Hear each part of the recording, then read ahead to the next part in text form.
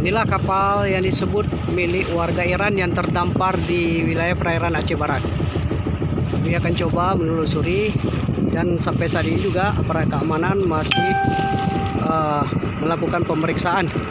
Itu terpantau di sini ada pihak Satpol Air dan juga pihak imigrasi serta beberapa otoritas terkait, termasuk dari Badan SAR yang telah melakukan.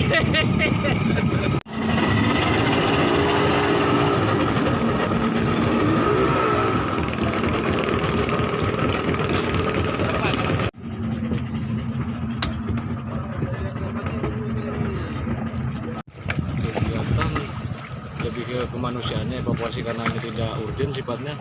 Pihak TNI Polri yang kemudian menangani seluruh unsur yang terkait dari pemerintah daerah. Itu orang dari mana tadi Bang informasinya? Iran, dari Iran, sekitar ada 14 orang. Dari Iran, Bang. Iya. Itu mereka terdampar di sini. Terdampar mati mesin.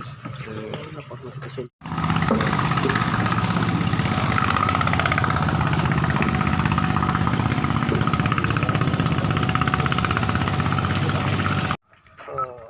Itu tadi yang ditemukan ada. Jadi setelah kami periksa bahwa ke-14 warga negara Iran tersebut tidak memiliki dokumen berupa paspor, dikarenakan mereka kan awalnya hanya menangkap ikan di seputaran perairan mereka, kemudian di sekitar daerah bergeser ke daerah Maladewa itu engine rusak sampai terdamparlah ke perairan Aceh.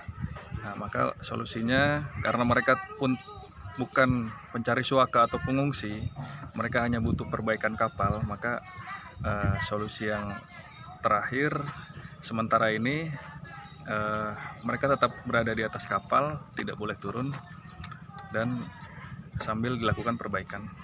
Tadi mereka juga dicek kesehatan gitu. Sudah sama karantin, alhamdulillah tidak ada penyakit yang dibawa, semuanya sehat. Cuma hanya mungkin sedikit kelaparan ya, karena terombang-ambing di laut cukup lama, sekitar 2 bulan.